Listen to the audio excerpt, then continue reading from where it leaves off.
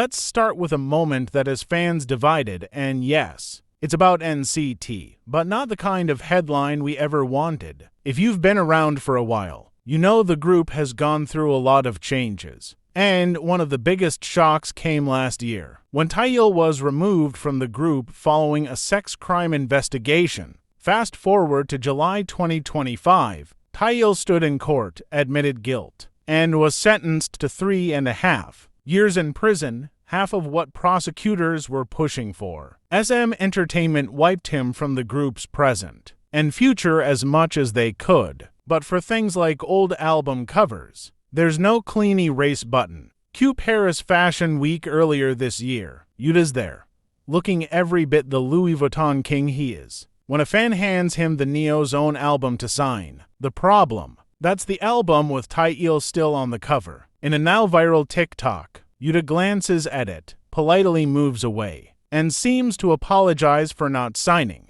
Fans know Yuta.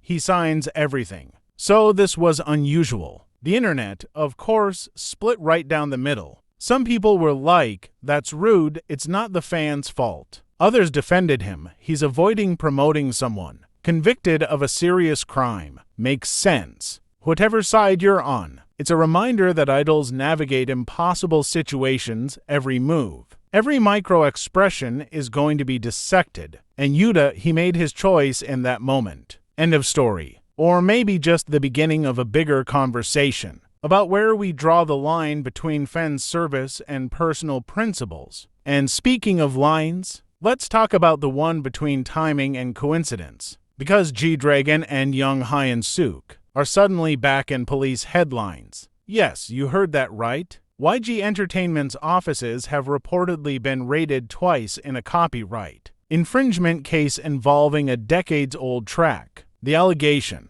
a composer claims GD's song G-Dragon was altered into My Age is 13 and then included in a medley on his Shine a Light Live album. Now, the thing that's got everyone talking isn't just the case, it's the timing. Why is this suddenly happening more than 10 years later, and right before GD's comeback? Netizens are in full theory mode. Some say the police must have a solid reason. Others suspect this is just another way to keep making noise about GD, since the whole drug investigation fell flat. And let's be real, the comments online are basically split between there's no smoke without fire, and this is pettiness at an Olympic level, whether you see it as serious legal business or as K-pop's version of political theater. One thing's certain, GD has been here before, and every time, he somehow comes out with even more iconic stage moments. So until we know more, we're just watching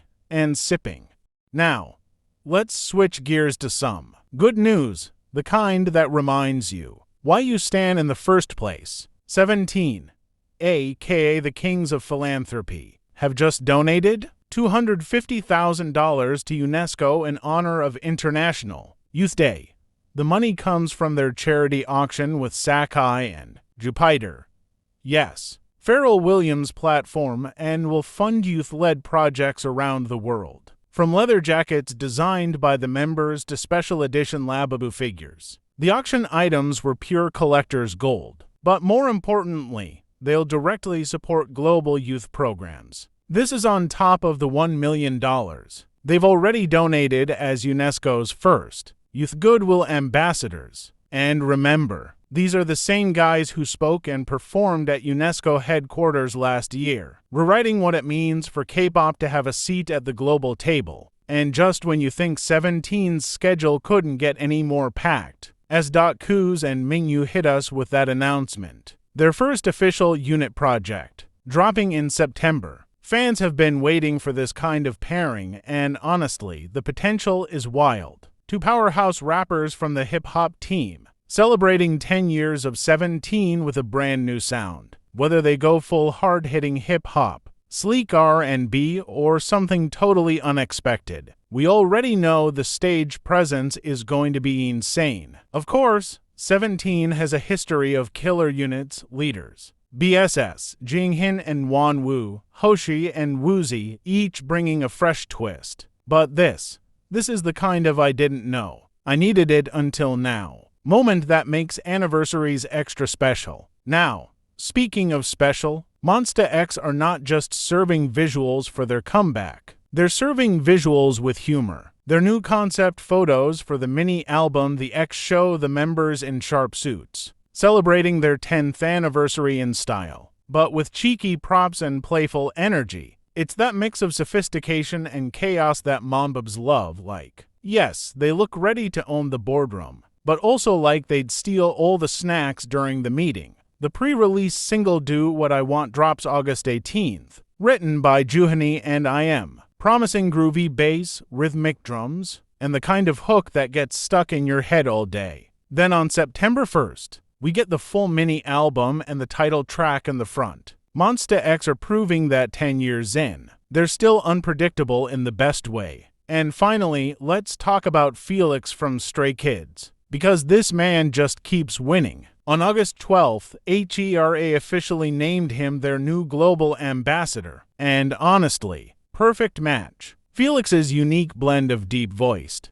charisma and soft-hearted charm fits right into HERA's. So list a image, confident, trend-setting, and elegant. His first campaign will be for the Reflection Skin Glow line, launching later this month, and there's even a new lip gloss shade, Brownie Boy, inspired by him. Yes, you heard that right. Your bias is now a makeup shade. This partnership is going global, targeting markets from Korea to Japan to Thailand and beyond.